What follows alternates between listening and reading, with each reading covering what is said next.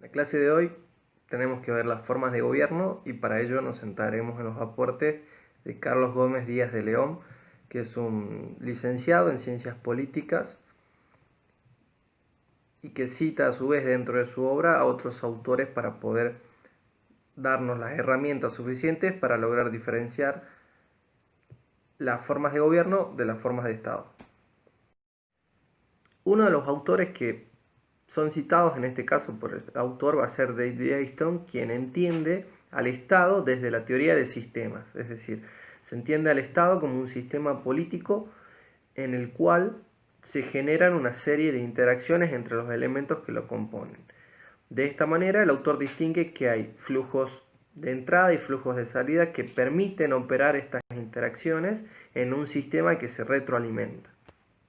Como podemos ver, entonces él entiende al Estado como un sistema político. Este sistema tiene un flujo de entrada, que serían las demandas, los recursos y los aportes que hacen una sociedad para el Estado. En este caso, que hacen los actores de una sociedad al sistema. Estas demandas son procesadas por una caja negra que llama el autor, y esta caja negra está compuesta por aquellos actores que son los encargados de llevar a cabo el proceso político. Este proceso político tiene que ver con la selección y la reducción de estas demandas que entran de la sociedad, analizarlas y de ahí promover una respuesta. Esas respuestas, esta selección, esta reducción de esas demandas, generan unas respuestas que son las que salen a través del flujo de salida. En ese sentido, este sistema compuesto por tres partes genera unas respuestas que a su vez esas respuestas retroalimentan nuevamente el flujo de entrada, es decir, que generan nuevas necesidades. Por lo tanto, los flujos de salida, los resultados, las respuestas del sistema, en este caso, generan a su vez nuevas demandas y de esa manera tenemos un sistema de retroalimentación.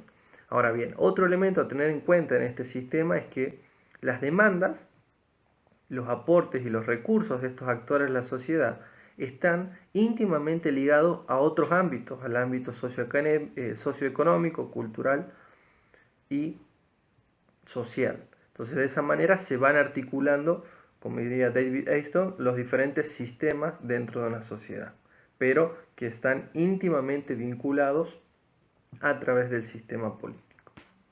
Este sistema está formado a su vez por normas, por creencias, por ideales, por principios, por instituciones, es decir, hay un conjunto de elementos que hacen que las decisiones, las demandas y las respuestas que se producen hacia dentro de este sistema político estén condicionadas por todos estos elementos que acabamos de mencionar. De esa manera, los sistemas políticos en diferentes sociedades van a tener características obviamente particulares. Como podemos ver, Carlos Gómez Díaz de León entiende al Estado como un sistema político. Ahora, el Estado, como tal, tiene una serie de elementos que son constitutivos, como es el caso de la población, el territorio y la soberanía. Pero a su vez, las funciones del Estado, como bien sabemos, están organizadas a través de una serie de órganos. En este caso va a ser el órgano ejecutivo, el legislativo y el judicial. Estos elementos y funciones propias del Estado nos van a permitir, dice el autor, diferenciar entre lo que tienen que ver con las formas de Estado y las formas de gobierno. Cuando nosotros entendemos cuál es la relación que se produce entre los elementos constitutivos del Estado, es decir, la relación entre el territorio, la soberanía, el gobierno y la población, estamos hablando de las formas de Estado. Cuando entendemos cuál es la relación que se produce entre el órgano ejecutivo, el legislativo y el judicial, estamos hablando de formas de gobierno. Es decir, hablar de forma de Estado es entender la totalidad del Estado en un sentido unitario. Y hablar de las formas de gobierno justamente es hablar de las relaciones que se producen entre los poderes del ejecutivo, el legislativo y el judicial.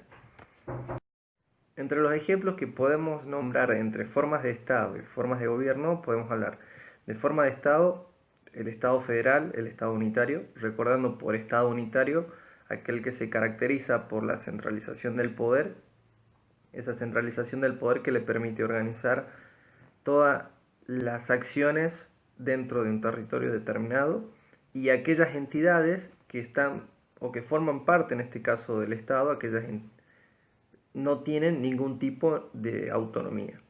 Distinto del Estado federal, donde aquellas entidades que componen al Estado conservan cierta autonomía constitucional y se evidencia un mayor grado de descentralización, pero sigue existiendo en este caso la figura de un poder central. Ahora, en ese es uno de los casos más comunes entre formas de Estado, forma de Estado unitario y una forma de Estado liberal. Pero a su vez, el autor también reconoce otras diferencias en cuanto al Estado y que tienen que ver con la categoría de la legitimidad del tutelar del Estado, es decir, qué grado de legitimidad tiene el representante del Estado y cuál es el tiempo de duración que tiene el mismo dentro del poder. Entonces, según esta categoría de la legitimidad del gobierno y de la temporalidad del mismo, el autor reconoce que existen dos tipos de Estado, el Estado monárquico y el Estado republicano. En uno sabemos bien que está la figura del monarca y en el otro la figura, en este caso, de un presidente.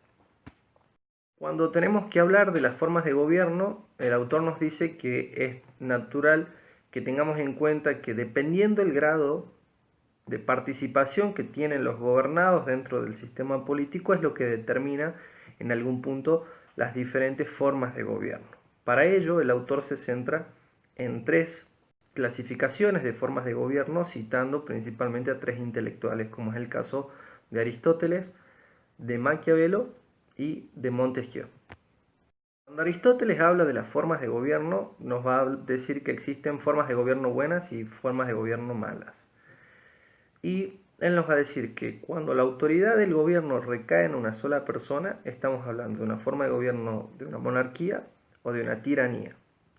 Cuando hablamos que la autoridad del gobierno recae en varias personas, estamos hablando de una oligarquía o de una aristocracia. Y cuando hablamos de el gobierno de muchas personas, de todos, es decir, cuando la legitimidad de un gobierno la autoridad de un gobierno recae en muchas personas, estamos hablando de una democracia o, en su defecto, de una demagogia. Ahora, las características que está nombrando Aristóteles tienen dos elementos comunes que son, dependiendo la persona o las personas que estén en el gobierno y cuál es la dirección de ese gobierno.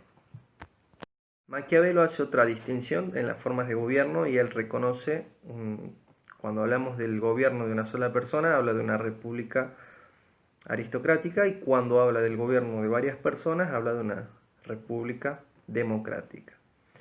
Por último, en el caso de Montesquieu, él habla de tres tipos de gobierno: la monarquía, la república y por último, cuando hay un gobierno de una sola persona que es tiránico, es autoritario, él habla de despotismo. Estas serían las diferentes formas de gobierno o las diferentes maneras de clasificar las formas de gobierno. Otra forma de clasificación muy importante tiene que ver con la teoría del equilibrio de los poderes que plantea muy bien Montesquieu, el poder ejecutivo, el legislativo y el judicial. Y dependiendo la mayor o menor preponderancia de uno sobre los otros, se determina una forma de gobierno. Por ejemplo, en el caso de que hablamos de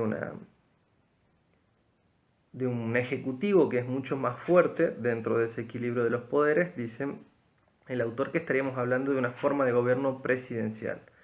Luego, si hablamos de un sistema de gobierno, una forma de gobierno donde prevalece, en este caso, el legislativo por encima de los otros poderes, estaríamos hablando de una forma de gobierno parlamentaria. Entonces hablamos de un sistema de gobierno presidencialista o parlamentario, pero también a su vez venimos trabajando sobre otras formas de gobierno, como es el caso de la forma de gobierno autoritaria, totalitaria. Bueno, y esas serían básicamente, a grandes rasgos, las diferencias entre una forma de Estado y las formas de gobierno.